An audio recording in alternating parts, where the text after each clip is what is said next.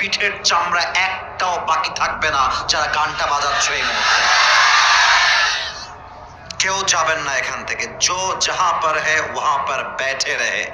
আমি আবদার করলাম, আমরা মুসলমান কাউকে আগ বাড়িয়ে কিছু করতে চাই না, বাট আমাদেরকে যে হাত আঙ্গুল তুলবে সে হাতকে আমরা ভেঙে ঘুরিয়ে দিব। বগুড়ার ভাইয়েরা আমার, কত বড় সাহস! ও গান বাজায় আবার বক্স দিয়ে, আর সে সাউন্ড আমার কানে স্পষ্ট বাজতেছে।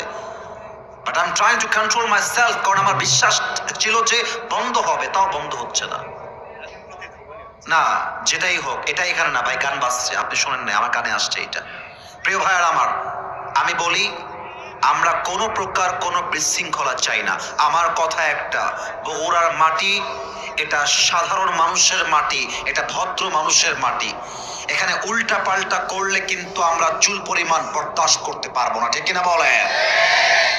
ওয়ানাশহাদু আল্লা ইলাহা ইল্লাল্লাহু ওয়াহদাহু লা শারীকা লাহ।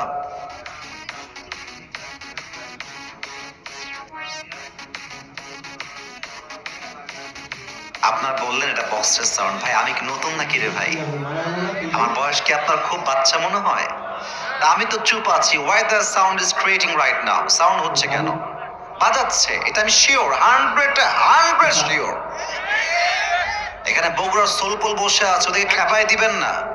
বগুড়ার সোলপোল খেপলে বাপের নাম ভুলাই রেখে দিবে একেবারে। আপনারা কমিটির যে কোনো একজন গিয়ে আদবের সাথে বন্ধ করে আসবেন। এটা আমি আসিফ হুজুরের নয়, এটা আমাদের সমস্ত শ্রোতার আবদার। আমি আর কোনো কথা চাচ্ছি না, এর মাঝে বন্ধ হয়ে যাবে। আস্তাগফিরুল্লাহ। বগুড়াবাসী কেমন আছেন আপনারা সবাই? ওয়াজ কিন্তু শুরু হয়ে গেল। আলহামদুলিল্লাহ, আল্লাহ শুকরিয়া, আমিও অনেক ভালো আছি। একটা সময় বগুড়াকে আমি অনেক ভয় পেতাম, সত্য কথা। ছাত্র সময়ে বগুড়ার নাম শুনলে ভয় লাগতো।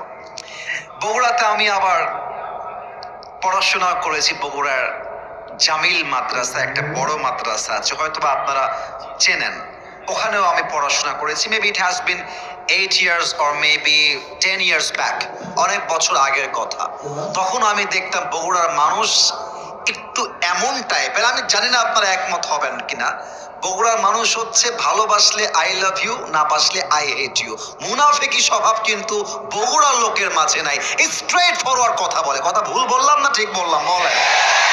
একদম বাস্তব কথা। আমাদের মাদ্রাসায় বগুড়ার সোলপোল সবাই ভয় পেত।